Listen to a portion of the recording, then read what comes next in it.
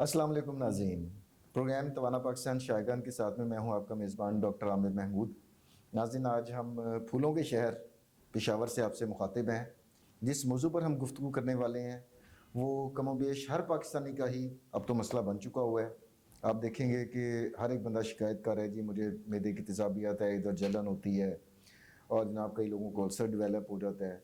अब ये इसकी वजूहात क्या बनती हैं, अल्सर क्यों बन जाते हैं, किस किस जगह पर बन सकते हैं, उनकी क्या कॉम्प्लिकेशंस हो सकती हैं, उनसे बचना कैसे मुमकिन है, इन तमाम एस्पेक्ट्स के ऊपर गुफ्तगू करेंगे।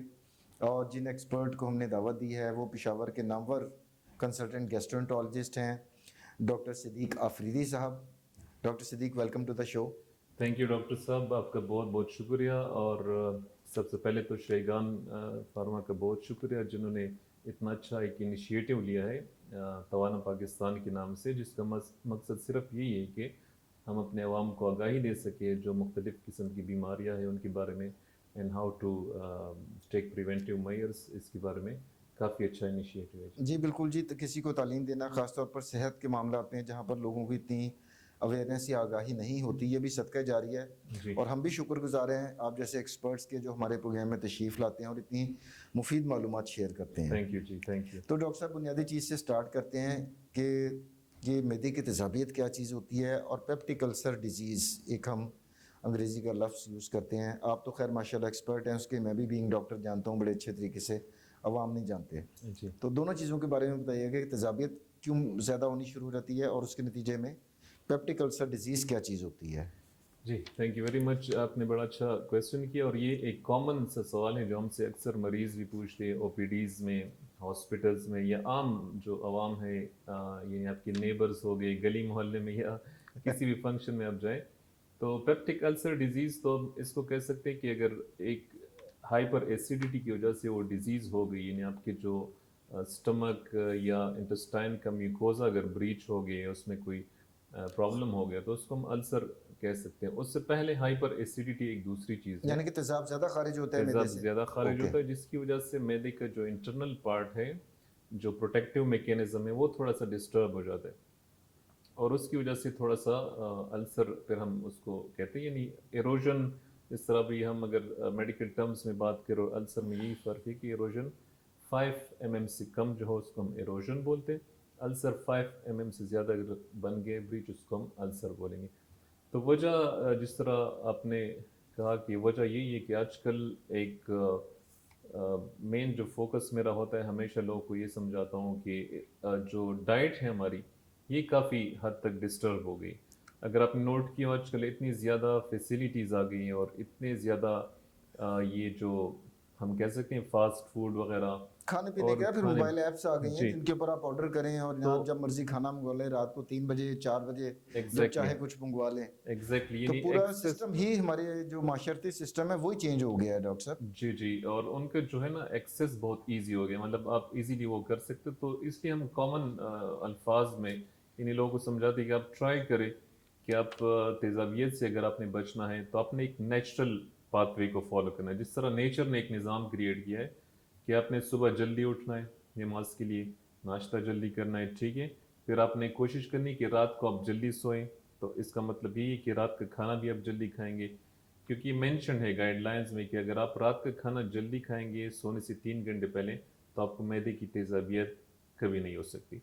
तो ये सारी नेचुरल जो हमें अल्लाह पाक की तरफ से गाइडलाइंस मिली, लेकिन आजकल अगर आपने नोट किया तो बहुत हमने इनहराफ कर लिया ना उन गाइडलाइन इनहिराफ से। कर लिया है। बिल्कुल हमने अपनी 1.5 ईंट की मस्जिद बनाकर अपने तरीके से ज़िंदगी गुजार रहे हैं और फिर वो खराबियां सामने आ रही हैं। कॉमन यही है डॉक्टर साहब, लेट नाइट हम जागते रहते हैं, लेट नाइट खाना खाते हैं, ठीक है जी। उसके बाद स्टेशनरी यानी स्टेटिक एक लाइफ स्टाइल हो गया हर एक बंदे का, ज़्यादा फिजिकल एक्टिविटी नहीं है हमारी। फिजिकल एक्टिविटी नहीं है। तो these are the provoking factors, जो कि स्ट्रेस अल्सर एक और कॉज है जो कि अल्सर को बढ़ाने में, यानी ये प्रोवोकिंग फैक्टर्स आप इसे कह सकते हैं। अच्छा डॉक्टर साहब, आपके पास हर उम्र के लोग आते होंगे, जवान बूढ़े मर्द ख़वातीन। तो ये किस एज ग्रुप में और किस सिन्फ के अंदर जो मैदे की तेज़ाबियत के मसाइल हैं वो आपके पास ज़्यादा आ रहे होते हैं। जी बिल्कुल, इसकी आमतौर पर हमें देखा है कि तकरीबन 50 to 70% जो 50 to 70 एज लिमिट है, उसमें ज़्यादातर ये केसेस आते हैं। और ख़ासकर जो हम अगर बात करें अल्सर की, गैस्ट्रिक अल्सर या ड्यूडेनल अल्सर, दो जगहों पे अल्सर बनता है, एक मैदे में अल्सर बनता है और एक इंटेस्टाइन में अल्सर बनता है। तो ज़्यादातर जो ड्यूडेनल अल्सर है वो मेन में ज़्यादा कॉमन होता है। मर्दों में? जी जी। और बाकी जो गैस्ट्रिक अल्सर है वो मर्दों और औरतों दोनों में कॉमन हो सकता है, but the age limit is around its 50 to 70 years जो एज होती है इसमें ज़्यादा चांसेस होते हैं। अच्छा, यानी कि बड़ी उम्र के लोगों में बड़ी उम्र की ज़्यादा तनासुब है। और मिदे का जो अल्सर है वो मर्द औरत बराबर है, बराबर है। लेकिन जी आंतों का जो अल्सर है जी, वो मर्दों में निस्बतन मर्दों में उसका ज़्यादा है। वो तनासुब ज़्यादा है। जी जी, अच्छा exactly। डॉक्टर साहब, इसमें मरीज़ के अंदर क्या क्या अलामात आती हैं? किसी को मिदे का अल्सर होता है, किसी को आंतों का अल्सर हो गया। जी बिल्कुल। मरीज़ अक्सर हम जब आते हैं क्लिनिक्स या हॉस्पिटल तो वही कंप्लेन करते हैं कि हमारे जो एब्डोमिनल एरिया है यानी पेट में हमें दर्द महसूस होता है, जलन सी होती है और डिकार आना या वो खट्टी डकारें जो आती हैं। कटी डिकार है, बिल्कुल ओके। जी।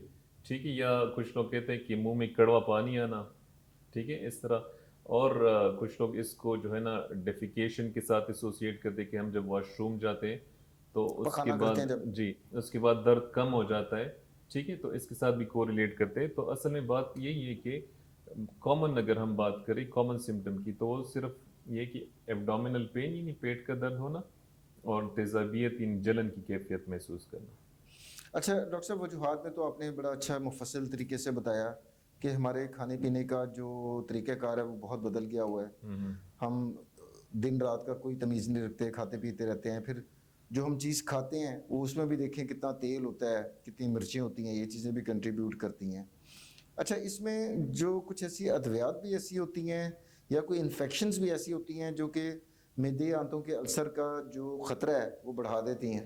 जी बिल्कुल डॉक्टर साहब, बड़ा अच्छा क्वेश्चन आपने किया है। इसमें सबसे कॉमन काज जो है वो एक बैक्टीरिया होता है एच पाइलोराई जिसे हम कहते हैं। ओके।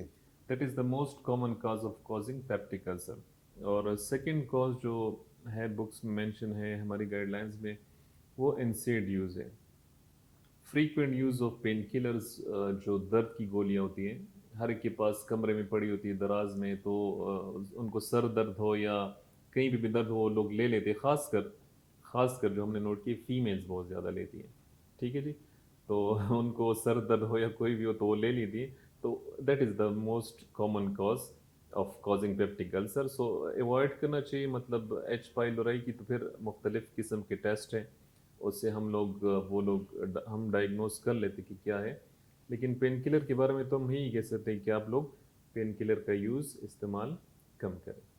यानी कि इसमें फिर डॉक्टर साहब दो फैक्टर हो गए, दो वामिल हो गए। एक तो ये कि तेज़ाब ज़्यादा बन रहा है। देखिए नॉर्मल तेज़ाब तो हमारे लिए ज़रूरी भी है ना, जी जी हाजमे के लिए जो जी। अल्लाह ताला ने सिस्टम बनाया हुआ है उसमें नॉर्मल मकदार में तेज़ाब ज़रूरी भी है। हाइपर एसिडिटी में तेज़ाब की मकदार ज़्यादा हो गई। जी फिर जो जैसे आपने पहले बताया जी कि जी मिद्दे की अंदरूनी जो सतह है जी वहाँ पर एक हिफाजती लेयर होती है जी जी जिसे म्यूकोजा कहते हैं, तो वो बचाती है तेज़ाब से जी मिद्दे को। जी जी लेकिन पेन किलर बहुत ज़्यादा बकसरत इस्तेमाल करने से वो जो हिफाजती तय है वो भी डैमेज होती, कमज़ोर पड़ जाती है जी और फिर वहाँ पर अल्सर बन जाता जी है। तो इसका एग्जैक्टली मतलब है कि पेन किलर का जो इस्तेमाल है वो एहतियात के साथ करना चाहिए। एग्जैक्टली यही बात है, बिल्कुल। अच्छा, अलामात भी डॉक्टर साहब आपने बता दी, वजूहात भी हमने डिस्कस कर ली। अब मुझे बताइए कि इसकी लॉन्ग टर्म कॉम्प्लिकेशन, चाहे अल्सर मैदे में है या आंतों में है, इसकी कॉम्प्लिकेशंस क्या हो सकती हैं? अच्छा जी, कॉम्प्लिकेशन के बारे में मैं ये कहूँगा कि फ़र्स्ट ऑफ ऑल तो हमने जो देखे ज़्यादातर केस में ब्लीडिंग हो जाती है। मतलब खून रिसना शुरू हो जाता है उन खून अल्सर से। खून रिसना, और फिर मरीज़ जो होता है वो कंप्लेन कर रहा होता है कि मैंने खून की उल्टी की है, ठीक है जी। ओके। या वो कह रहा होता है कि बड़े पाखाने में मेरे खून आ रहा है, उसका रंग काला हो गया है, ठीक है जी। सेकंड जो कॉम्प्लिकेशन हो सकती है, परफोरेशन हो सकती है, मतलब आपकी आँख जो है सुराख हो गया उसमें। सुराख हो गए, वो फट सकती है, ठीक है, that is also medical emergency. तो और कभी कभी ऑब्स्ट्रक्शन की केसेस भी हमने देखे हुए हैं कि वहाँ पे इतना डैमेज हो जाता है, जो बंद हो गई आंत, म्यूकोजा वो बंद हो जाता है और जो नॉर्मल फंक्शन आपका वो मैदा तो और पेट फूल नहीं जाता होगा डॉक्टर साहब? अगर जी आंत बंद हो गई तो फिर तो जी मैदा बिल्कुल फूल पेट जाता फूल होगा जाता है, और बहुत मुख्तलिफ किस्म के टेस्ट से या और कब्ज हो फिजिकल जाती होगी, फिर मुकम्मल कब्ज हो जाती कब्ज हो होगी। जाती है। और फिज़िकल जो एग्ज़ामिनेशन होती है मुख्तलिफ टेस्ट से फिर हमें पता चल जाता है। सो ये 3 कॉमन कॉजेज़ तो इसका मतलब है कि अल्सर से अगर खून बह रहा है तो फिर ज़ाहिर बात है, चाहे वो उल्टी के रास्ते आ रहा है या पखाने के रास्ते आ रहा है, जी, जी, जी, जी। तो वो तो खून की कमी वाक़या हो जाएगी ना जी, मरीज़ में, जी, एनीमिया जिसे हम कहते हैं। जी, जी, जी, जी। इसका मतलब इस तरह के पेशेंट में एनीमिया भी देखने में मिलता है। डेफ़िनेटली, बिल्कुल। एनीमिया का जो भी पेशेंट हमारे पास आता है, जिसमें खून की कमी हो, तो हम उसमें लाज़मी ये एक्सपेक्ट करते हैं कि शायद इन्होंने जो पेन किलर्स है बहुत ज़्यादा ली हुई है, जिसकी वजह से इनके मैदे या इंटेस्टाइन में अल्सर बन गए। तो उस अल्सर से स्लोली ब्लीड जा रहा होता है, मतलब ब्लड जा रहा होता है, खून जा रहा होता है, और एकदम एक वक़्त में वो इतना जमा हो चुका होता है कि मरीज़ उसको उल्टी कर लेता है। तो लाज़मी बात है कि इतना ज़्यादा खून एक इंसान से बह जाए, तो लाज़मी यहाँ पे बात है उनका उसी एचपी तरीके लेवल। से खुदा ना खास्ता सड़क पे एक्सीडेंट हो जाए तो खून बह जाता है, जी, तो उसी तरह से अगर बहुत ज़्यादा खून का जी, अखराज हो जाए, जी, ज़ाया हो जाए, तो जी। खून की कमी वाक़या हो सकती है। एग्ज़ैक्टली इसी तरह ही, इसी अच्छा तरह। डॉक्टर साहब, अल्सर से निकलने वाला, चाहे वो मैदे का हो या वो आंतों का हो, अगर उसको फोड़ा बन गया है, अल्सर बन गया है, खून वहाँ से बह रहा है, पखाने के रास्ते आपने ज़िक्र किया, तो एक बीमारी होती है बवासीर या पाइल्स, उसको हम जी, उर्दू में बवासीर और इंग्लिश में हम पाइल्स या हेमरेड्स भी कहते हैं। उसमें भी पखाने के साथ खून आता है। जी। मरीज़ को कैसे पता चलेगा कि ये मुझे बवासीर हुई हुई है या मुझे अल्सर की वजह से खून आ रहा है? जी, बिल्कुल, आपने मेडिकल पॉइंट ऑफ व्यू से अच्छा क्वेश्चन किया है। इसमें हम ये इसको डिफरेंशिएट कर सकते हैं कि एक अपर जीआई ब्लीड होता है, एक लोअर जीआई ब्लीड होता है। एक एरिया होता है इंटेस्टाइन और जो जीआई ट्रैक्ट है, उससे ऊपर अगर ब्लड आना शुरू हो गए तो इसको हम अपर जीआई ट्रैक्ट ब्लीड कहते हैं। अगर उस एरिया से नीचे ब्लड आना शुरू हुआ तो लोअर जीआई ब्लीड हो गया। तो वो अक्सर मतलब कॉमन आप इस तरह कह सकते हैं कि अगर फ्रेश ब्लड आ रहा है, ताज़ा खून आ रहा है पखाने के रास्ते, तो आप ज़्यादातर माइंड में ये रखो कि ये लोअर जीआई ब्लीडिंग है, मतलब हमारा आप निज़ाम हज़म के निचले हिस्से से हो रहा निचले है। हिस्से से हो रहा है, ठीक बड़ी है। आंत से भी हो सकता और है। अगर आपका पखाना ब्लैक कलर का हो गया, इसे हम मेलिना कहते हैं, ठीक है, तो वो हम एक्सपेक्ट कर सकते हैं कि ये खून काफ़ी अरसे से जमा था, तो अपर से भी काला सा हो जी, गया रंग उसका, और तो पखाने का अपर रंग भी जी, काला सा हो गया जी, हुआ है। तो अपर से भी आ सकता है आपके जो जीआई ट्रैक्ट है, मैदे का सिस्टम है, और नीचे से भी आ सकता है। और ऊपर का तो मैंने आपसे कह दिया कि जब खून की उल्टी होती है तो वो हम एक्सपेक्ट करते हैं कि अपर जीआई ब्लीड से आ गया है। अच्छा डॉक्टर साहब, हमारे यहाँ पर कुछ तर्ज ज़िंदगी लोगों का ऐसा हो गया हुआ है कि रात देर तक लोग सड़कों के ऊपर फिर रहे होते हैं। रेस्टोरेंट्स में आप देखें 10-11 बजे भी रश पड़ा होता है। तो एज एन एक्सपर्ट आप क्या सजेस्ट करते हैं कि इतनी रात को खाना खाना और इतनी ज़्यादा मिकदार में खाना खा लेना? देखिए, गुरों का असूल क्या है कि वो 6-7 बजे, हमारा जो मगरिब होता है, मगरिब का टाइम होता है, वहाँ पर वो रात का खाना खाकर और लाइट सा खाना खाते हैं और सो जाते हैं, जल्दी सो जाते हैं। हमारे यहाँ उल्टा है कि रात का खाना बहुत लोग हैवी खाते हैं और दूसरा लेट खाते हैं। तो इसमें आप क्या राय देंगे लोगों को कि रात के खाने के बारे में क्या एहतियात करनी चाहिए जी, उनको? बिल्कुल, ये बड़ा अच्छा क्वेश्चन डॉक्टर साहब आपने किया है। और इसमें जो अगर हम एक समरी ले लें किसी टॉपिक की, तो उसमें सबसे इम्पोर्टेंट टॉपिक यही है जो हम अभी जिस पे बात करेंगे कि परहेज़ क्या करनी है अपने। मतलब मैदे के अल्सर से बचने के लिए या मैदे की तेज़ाबियत या इनके प्रॉब्लम से बचने के लिए आपने करना क्या है? उसमें सबसे इम्पोर्टेंट चीज़ है मेडिकेशन, तो चलिए एक साइड पे रख लेते हैं। लाइफ़स्टाइल मॉडिफ़िकेशन, तर्ज ज़िंदगी में तर्ज़ तब्दीली। ज़िंदगी में आपने तब्दीली कैसे लानी? उसमें जैसे मैंने कहा कि फ़र्स्ट ऑफ़ ऑल तो यही है कि आपने सुबह जल्दी उठना है, रात को अपने जल्दी सोना है, ठीक है? जिस तरह नेचर ने एडवाइस किया, कुदरत का देखिए, चरिंद कुदरत परिंद जितने भी जी, जानवर अल्लाह ताला ने मखलूक पैदा सुबह किया उठते है, हैं। अर्ली मॉर्निंग सुबह उठ जाते हैं और जी, शाम के टाइम परिंदे भी खामोश हो जी, जाते हैं, जानवर भी खामोश हो जी, जाते हैं। जी, इंसान भी उसी तरह का जानवर है ना? जी, जी, ठीक है। तो हमारे अगर आप नोट करें हमारे जो आबा व अजदाद जो हमारे दादा परदादा थे, उनकी उम्र कितने ज़्यादा थी, और सेहतमंद ठीक है? जिंदगियां थी उनकी। सेहतमंद थे, because they were very close to the nature. वो अपनी लाइफ उसी के मुताबिक गुजारते थे। और उनका खाना क्या होता था, आप सिर्फ इससे अंदाज़ा लगा लें कि सिंपल सा एक खाना होता था जिसमें ना मुरगन ग़िज़ाएँ होती थी, ना कोई आजकल के ज़माने के साथ जो फास्ट फूड ट्रेंड है वो होता था। तो हम तो जो सुनते आ रहे हैं उनकी लाइफ काफ़ी अच्छी लाइफ थी, ठीक है जी। तो आजकल एवरेज लाइफ इसी वजह से कम हो गई है कि इतनी ज़्यादा ये चीज़ें आ गई हैं कि बहुत इंपॉर्टेंट है एक डॉक्टर के लिए, बीइंग ए कंसल्टेंट गैस्ट्रोएंटरोलॉजिस्ट, मेरी तो हमेशा कोशिश होती है कि मैं हर एक मरीज़ को ये समझाऊँ कि मेडिकेशन का अपना रोल है। दवाई आप लेंगे वो तो चलो आपको कोई भी दे देगा, لیکن بینگ اے گیسٹرینٹرولوجسٹ ماہر امراض معدہ و جگر میں آپ سے یہ کہتا ہوں کہ آپ نے یہ چیزیں اوائڈ کرنی ہے، لیٹ نائٹ میلز اوائڈ کرنی ہے، ٹرائی کریں کہ آپ گھر میں جو بھی پکائیں آپ اس کو بڑی خوشی سے کھا لیں. That is more better than 100 hotels out side your home. ٹھیک ہے نا؟ اگر آپ 100 ہوٹلز کو ملا لیں تو آپ کے گھر کے کھانے جیسا وہ نہ ٹیسٹ ہوگا نہ صفائی کی صورتحال ہوگی. تو گھر میں جو بھی پکا بالکل بغیر جھجک کے. اور ایون ہمارے ایک پروفیسر صاحب تھے، مطلب he was telling the patient in O P D کہ اگر آپ ایون سبزی کا دیگ بھی بنا لو سبزی کا، ٹھیک ہے، اور دیگ آپ ایک ساتھ بھی کھا لو ایک ٹائم میں تو کوئی آپ کو نقصان نہیں ہوگا، بجائے اس کی کہ آپ اس کی جگہ باہر بازار سے کوئی سموسا پکوڑا لے لو نا. That is more dangerous to you. مطلب آپ کوانٹٹی ڈزنٹ میٹر، کوالٹی اچھی چیز آپ بہت کوانٹٹی میں لے سکتے ہو، ٹھیک ہے نا؟ تو یہ میٹر کرتا ہے، کوالٹی میٹر کرتا ہے. تو لائف سٹائل موڈیفیکیشن میں ایکسرسائز آ جاتی ہے سیکنڈ نمبر پہ. 30 منٹس 40 منٹس واک کرنی چاہیے. تھرڈ نمبر پہ سگریٹ اسموکنگ یا الکوہل یا چائے کافی وغیرہ بھی بہت زیادہ استعمال چائے، کریں. These are the factors. یہ فیکٹرز ہوتے ہیں جو ایگریویٹ کرتے ہیں، مطلب they didn't cause the ulcer لیکن ایگریویٹ کرتے سمٹمس کو، علامات کو بڑھا دیتے. اس لیے ہم ان سے کہتے کہ جو اسپائسی چیزیں، مرچ مسالے اور یہ چیزیں، چائے جو کافی وغیرہ زیادہ شوقین ہوتے ہیں تو ان میں وہ سمٹمز ایگریویٹ ہو جاتے اور مریض ان سمٹم سے پھر تنگ ہو جاتا ہے اور وہ پھر گیسٹرنٹرولوجسٹ کے پاس جاتا ہے کہ یار میرا یہ مسئلہ ہے. تو آپ اس کی جگہ میں تو پرسنلی ایڈوائز کرتا ہوں کہ آپ واٹر انٹیک کا استعمال، مطلب پانی زیادہ پئیں جو کہ بیسٹ چیز ہے. آپ فریش فروٹس، سلاد، سبزی اس کی طرف آپ جا سکتے ہیں، ٹھیک ہے نا؟ اور میٹ میں جو آپ I think the best meat we advise to the patient is fish. I think fish کا میٹ جو ہے نا that is it have no cholesterol. اس طرح کولیسٹرول کوئی نہیں، چکنائی کوئی نہیں ہوتی اس جی، میں. تو وہ بیسٹ ہے مریض کے لیے.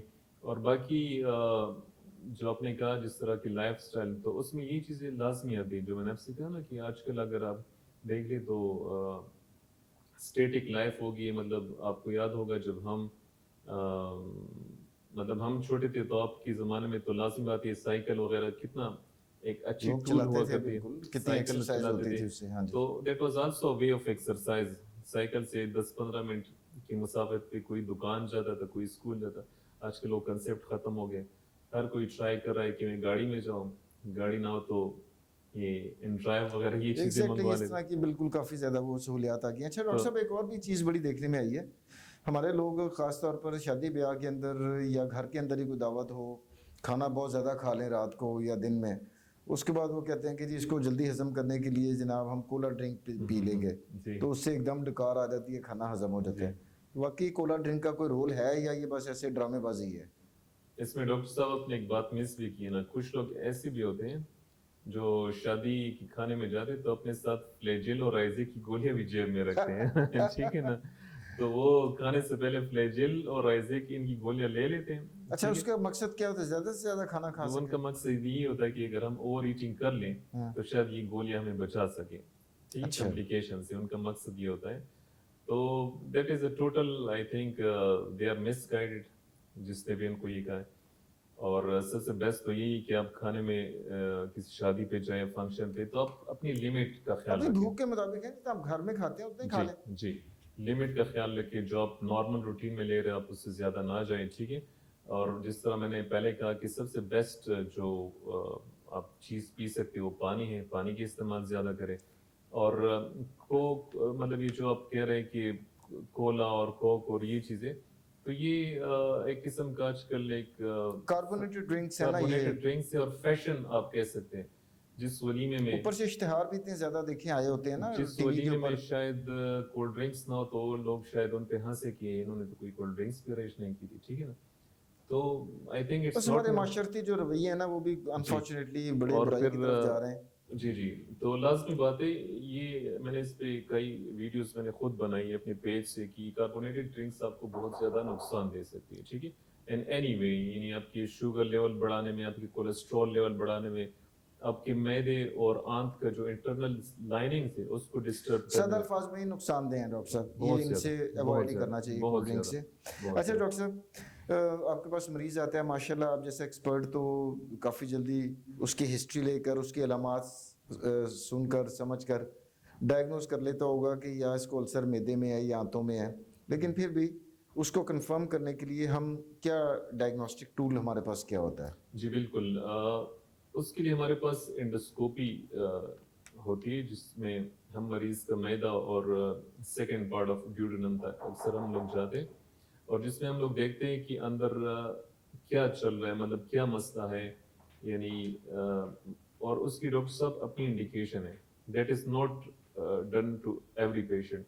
उसकी अपनी इंडिकेशन है, फॉर एग्जांपल किसी मरीज का वजन कम हो गया, ठीक है, दूसरा बंदा कह रहा है कि मेरी खुराक जो मैं निकलता हूँ उसमें मुझे दुश्वारी हो रही है, खुराक नीचे नहीं जाती मेरे हल्क से। तीसरा इंडिकेशन ये है कि किसी को जॉइंटस हो गया और उसका कॉज पता नहीं लग रहा किस वजह से यरकान हो। चौथी ये चीज़ ये कि खुदा न खास्ता अगर कोई एक्सपेक्ट करे कि इसको कोई कैंसर है या कोई मूसी मरज है कैंसर, तो उसकी तशखीस के लिए तो कुछ इंडिकेशन है जिसमें हम लोग एंडोस्कोपी कर दें। एंडोस्कोपी आम यानी अल्फाज कि में हर पेशेंट को जरूरत नहीं है, नहीं जी, ये नहीं। आपने फैसला करना है कि इसको एंडोस्कोपी की जरूरत जी, है या नहीं जी, है। जी। अच्छा डॉक्टर साहब, ये होती किस तरीके से है? मैं चाह रहा हूँ कि आपकी जी। मौजूदगी का फायदा उठा के लोगों को ये भी बताया जाए कि एंडोस्कोपी में करते कैसे जी। हैं। आम अल्फाज में डॉक्टर साहब एक कैमरा होता है, हम लोग उसको कैमरा ही बोलते हैं। कैमरे के जरिए हम लोग थ्रू माउथ जाते हैं और अंदर स्टमक को देख के, मतलब फिर इंटेस्टाइन तक हम लोग ये सारा जो यानी कि एक रबड़ की ट्यूब होती है, उसके ऊपर सिरे के ऊपर कैमरा जी, लगा है, जी, वो मुंह के रास्ते हम डालते हैं जी, जी। और मरीज को बेहोश तो नहीं करना होता डॉक्टर मरीज को थोड़ा सा सिडेट, जो बड़े कॉन्शियस पेशेंट होते हैं कर सकते हैं, कुछ लोग चाहते ही नहीं कि हमें सिडेट किया जाए तो ऐसे भी कर सकते हैं, साहब? ऐसे मतलब भी इतना कर कोई सकते हैं। कॉम्प्लिकेटेड प्रोसीजर और नहीं कितनी है। देर में डॉक्टर साहब ये हो जाता है? तकरीबन अगर आप अच्छे से इसको कर ले तो तकरीबन 15 से 20 मिनट में आपका पूरा खत्म हो जाता है, और इसके लिए कोई जरूरी नहीं कि आप किसी ओटी में हो जाओ, मतलब ये ऑपरेशन थिएटर की जरूरत नहीं है, नहीं, वैसे एक प्रोसीजर रूम के प्रोसीजर अंदर रूम ये हो में कर जाता है। सकते हैं, बिल्कुल जी। अच्छा, ये डॉक्टर साहब एंडोस्कोपी जो है वो सिर्फ तशखीस करने के लिए इस्तेमाल होती है या कोई ऐसी हमारी बीमारियां होती हैं जिनका हम इलाज भी कर सकते हैं जी, उससे? दूसरा डॉक्टर साहब आपके सवाल का मैं जवाब भी दूंगा, लेकिन एक मिथ काफी लोग हमसे एक क्वेश्चन करते हैं कि एंडोस्कोपी हम नहीं करना चाहते, कहते फलाने ने कहा कि इससे कैंसर होता है, फलाने ने कहा कि इससे ये होता है, ये मसला होता है। काफी हमारे पास पेशेंट्स आते हैं क्लिनिक्स में, हॉस्पिटल में, तो हम उनको यही समझाते हैं कि बेसिकली ये तशखीसी टेस्ट है। जिस तरह से ब्लड लिया जाता है, ब्लड लेके आपके टेस्ट कराए जाते हैं, तो ये भी एक तशखीसी टेस्ट है। इसमें कोई कम्प्लिकेशन, बहुत 0.001% एक शायद कम्प्लिकेशन चांसेस हो, वो बड़ी कम होती है, लेकिन आपकी तशखीस में काफ़ी मददगार साबित होती है। तो आपने इस तरह सवाल किया, इसमें एक तो हम डायग्नोसिस कर लेते हैं, मरीज या मर्ज का पता चल जाता है कि क्या मसला है। फिर कुछ प्रोसीजर्स इस तरह होते हैं कि हम एंडोस्कोपी जो मशीन है या कैमरा है उसके ज़रिए वो चीज़ हम उसका देख इलाज लेते भी कर हैं सकते हैं। एग्जैक्टली। फॉर एग्जांपल मैं आपको एग्जांपल भी दे दूंगा, अगर किसी पेशेंट का ब्लीड हो रहा है, मतलब उस उल्टी में खून, उल्टी में उसने शिकायत, अल्सर से खून निकल अल्सर रहा से है ब्लीड तो हो रहा है, एंडोस्कोप से हम उसको एंडोस्कोप से हम उसको कर सकते हैं। क्लिप लगा लेते हैं। हम उसको अगर खुदा न खास्ता सिरोसिस की वजह से काले यरकान के मरीज की जो इधर रगे होती है वो फूल जाती है, उसको वेरिसेल ब्लीडिंग जो हो रही होती है, हाँ जी। उसको हम बैंडिंग कर सकते हैं, ठीक है। आजकल हेमोरॉयडल बैंडिंग भी काफ़ी हो रही है, जो बवासीर को हम बैंड करते हैं, तो क्लिप्स लग जाती हैं।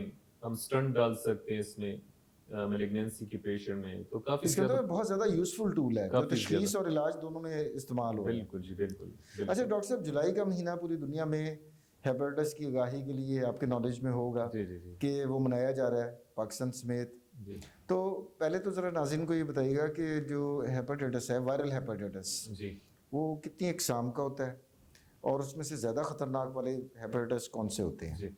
बिल्कुल डॉक्टर साहब, हेपेटाइटिस दो किस्म के होते हैं। सिंपल अल्फाज में मैं अपने सामने व्यूवर्स को बताना चाहूँगा कि हेपेटाइटिस एक सिंपल यरकान होता है, एक काला यरकान होता है।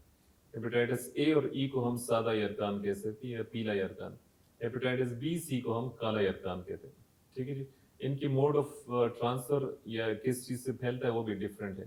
हेपेटाइटिस ए और ई जो ज़्यादा फैलता है वो गंदे खुराक से या गंदा पानी पीने से फैलता है, जिसे पीला यरकान, पीलिया कहते हैं आम अल्फाज में। वो कुछ अपना टाइम गुजार के ایک ٹائم گزار کے مریض کو تکلیف بھی ہوتی ہے، وہ فیز ان کا ختم ہو جاتا ہے اور خود اور بخود ٹھیک ہو جاتا ہے خود بخود مریض. زیادہ تر کیس میں سر پرہیز میں خیر کمپلیکیشن ریسٹ ویسٹ جی تھوڑا دیتے ہیں اس کو. آرام کے ذریعے کچھ انفیوژنس کے ذریعے کچھ ہم کو موٹیویٹ کرتی کہ آپ لوگ مشروبات زیادہ پیا کریں تاکہ اپنی یعنی کہ زیادہ ہائیڈریشن شدید یا خطرناک نوعیت کا نہیں ہوتا. خطرناک نوعیت تک نہیں اور جو پہنچتا. بی سی ہے وہ ذرا جی خطرناک ہے. دوسرا جو ہے ہیپیٹائٹس بی سی جسے ہم کالا یرکان کہتے ہیں، وہ اکثر خطرناک سٹیج تک پہنچ سکتا ہے اور اس میں مریض کا لیور سکڑ سکتا ہے جسے ہم سیروسس کہتے ہیں، اور دوسرے کیس میں مریض کی جگر میں رسولی بھی بن سکتی ہے، اس کو ہم ہیپیٹوسیلولر کارسینوما بولتے ہیں. تو کالا یرکان خطرناک ہوتا ہے اور جس میں ہم آگے انشاءاللہ میں آپ کو بتاؤں گا کہ اس کی پریونٹیو میئرز وغیرہ کیا ہیں. جی تو ان تمام اے بی سی ڈی ای یہ جو 5 اقسام ہیں انگلش کے الفابیٹ سے ہو گئے نا جی، اے بی سی ڈی ای، اس میں سے ویکسین کس کس کی اویلیبل ہے کہ جو لگوا کر لوگ خود کو محفوظ کر سکتے ہیں؟ ہیپیٹائٹس بی کی ویکسین اویلیبل ہے، وہ ہم لگا سکتے ہیں. ہیپیٹائٹس اے کی بھی اویلیبل ہے، وہ بھی لگا سکتے ہیں. اور بی اور سی جس طرح ہم نے ڈسکس کیا کہ ان کا پھیلنے کا جو طریقہ ہے وہ بلڈ سے ہوتا ہے. ہیپیٹائٹس بی سی اگر ایک مریض سے دوسرے مریض کو بلڈ منتقل ہو جائے، خون منتقل ہو جائے، پھر وہ دوسرے مریض کو لگ سکتا ہے. تو ہم ان پیشنٹ کو کہتے ہیں یعنی کہ آپ کسی کو بھی بلڈ نہ دیا کریں، مطلب آپ سے کوئی مانگے بلڈ ہاسپٹل میں کہ ہمیں بلڈ کی ضرورت، آپ نہیں لے سکتے. دوسرا اپنے ریزر، ٹوتھ برش، نیل کٹر، یہ چیزیں اس کے جو لیے پرسنل حجام کی دکان سے بھی ٹرانسفر ہو سکتا ہے نا بالکل کہ آپ اپنا یہ چیزیں علیحدہ رکھیں. بالکل ہمیشہ کوشش کریں کہ ڈسپوزیبل سرنجز یوز کریں. ٹھیک ہے. دوسرا آپ کبھی بھی چاہیں تو آپ انسسٹ کر سکتے ہیں اپنے ڈاکٹر سے، ڈینٹسٹ جو بھی ہو ان سے آپ کہہ سکتے کہ ہمارے لیے اسٹرلائزڈ انسٹرومنٹس مہیا کریں. آپ اپنے بار کو کہہ سکتے ہو کہ مجھے ڈسپوزیبل ریزر سے یہ آپ کرنا اپنا رکھ لیں ڈاکٹر صاحب. جی بیسٹ ہے کہ اب تو اتنے سستے آ گئے ہوئے ہیں، آپ شیو کٹنگ کروانے کے لیے جائیں تو آپ اپنا ریزر دے دیں اسے. اپنا ریزر دے دیں. ٹھیک ہے. تو یہ غیر جو ڈسپوزیبل سرنجز ہوتے ہیں، پہلے زمانے میں چونکہ اتنا نالج نہیں تھا، ابھی تو نالج کافی ہو گیا ہے، سائنس نے کافی ترقی کر لی، تو ابھی یہ چیزیں لوگوں کو سمجھ آنے لگی ہے کہ یہ ڈسپوزیبل سرنجز کا استعمال، اور خاص کر یہ جو فٹ پاتھوں پہ لوگ کویکس بیٹھے ہوئے ہیں، سر ڈینٹسٹ بیٹھے ہوتے ہیں، دانت نکالنے والے بیٹھے ہوتے ہیں. بالکل فٹ پاتھوں پہ 500 روپے 200 روپے میں لوگ ایک دانت نکلواتے، تو ان سے کافی زیادہ یہ کیسز کیونکہ ان کے جو آلات ہیں وہ جراثیم سے پاک نہیں ہوتے اور وہ پھر اسے دوسرے میں ٹرانسفر ہو بالکل. سکتا دوسرا ہے. یہ جو آئی وی ڈرگ ابیوزرس ہیں، جس طرح نشہ اور جو لوگ کرتے ہیں نشہ ان چیزوں کے ذریعے، انجیکشنز کے ذریعے، ان سے زیادہ پھیلتا ہے. تو یہ چیزیں ہم ان کو کہتے ہیں کہ آپ نے ان سے زیادہ پرہیز کرنی. باقی کچھ لوگ یہ کویسچن بھی کر لیتے کہ ہاتھ میں لانے سے یا بیٹھنے سے یا کھانا پینے سے، تو اس سے ایسا یہ نہیں پھیلتا. یعنی کہ روٹین کا جو میل جول ہے اس سے نہیں پھیلتا. وہ اپنے جاری رکھنی ہے، اور اس سے مطلب آپ نے پیشنٹ کو آئسولیٹ نہیں کرنا کہ بس آپ ایک کمرے میں بیٹھ جاؤ اور آپ مریض ہو، سائیکولوجیکلی ڈپریس ہو جائے. تو ہم ان کو یہی کہتے ہیں کہ آپ نے کھانے پینے سے، بیٹھنے سے، فیملی کے ساتھ کھانا کھانے سے، پلیٹ میں، گلاس سے، ان چیزوں سے نہیں پھیلتا. صرف جو آپ نے کوشش کرنی ہے کہ بلڈ کانٹیکٹس نہیں آنا چاہیے. اور دوسرا جو ہے نا فرام مدر ٹو بیبی ہو سکتا ہے. اگر مدر ہیپیٹائٹس بی ہے، ان کا وائرل لوڈ دیکھتے ہیں اگر وہ کافی حد تک زیادہ ہے تو پھر ہم نے بچے کو بھی ویکسینیٹ کرنا ہوتا ہے جب وہ پیدا ہو جائے، تقریباً 12 گھنٹے کے اندر اندر. اور اسی طرح مطلب یہ ورٹیکل ٹرانسمیشن بھی اس میں کافی زیادہ ہوتی ہے. اچھا ڈاکٹر صاحب، ہیپیٹائٹس کے اوپر تو آپ نے بڑا زبردست ایک میسج دے دیا قوم کو کہ پھیلنے کے اسباب بھی بتا دیے اور کس طرح سے آپ احتیاطی تدابیر اختیار کر کے خود کو بچا سکتے ہیں. اب ہم پروگرام کے اختتام کی طرف بڑھ رہے ہیں، اور وہی جس موضوع سے ہم نے شروع کیا تھا، تیزابیت اور معدے اور آنتوں کا السر، اس حوالے سے آپ ہمارے جو ویورز ہیں، ناظرین ہیں، ان کو ٹیک ہوم میسج کیا دینا چاہیں گے؟ Thank you very much doctor صاحب. میرا ٹیک ہوم میسج یہ ویورس کے لیے کہ آپ کوشش کریں کہ اپنی معدے اور آنت اور جو آپ کا جی آئی ٹریکٹ ہے اس کے لیے آپ کوشش کریں کہ اپنی خوراک بالکل صاف ستھری رکھیں. کوشش کریں کہ گھر میں کھانا کھایا کریں. 30-40 منٹ تک آپ ایکسرسائز کیا کریں ڈیلی. آپ کوشش کریں کہ رات کا کھانا بالکل کم کھائیں اور جلدی کھایا کریں، اور سونے سے تقریباً 3 گھنٹے پہلے آپ نے رات کا کھانا کھانا ہے. اور نشاور چیزوں یعنی سگریٹ، جو بھی نشہ آپ نے اس سے اوائڈ کرنا ہے. تو انشاءاللہ اگر ان چیزوں پہ عمل ہم کریں گے تو میرے خیال سے پھر دوائی کی ضرورت بھی نہیں پڑے گی. اور انشاءاللہ ہمیں ایک صحت مند قوم ملے گی، صحت مند معاشرہ ملے گا، اور انشاءاللہ پھر بھی انشاءاللہ ہم ایک نئے ٹاپک کے ساتھ آپ سے بات کریں گے. Thank you very much. آخر میں ناظرین میں doctor Siddique Afridi consultant gastroenterologist and hepatologist کا شکر گزار ہوں کہ معدے کی تیزابیت اور معدے اور آنتوں کے السر کے اوپر ڈاکٹر صاحب نے اتنی خوبصورت گفتگو کی. اگلے پروگرام تک کے لیے ڈاکٹر عامر کو اجازت دیجیے. اللہ حافظ.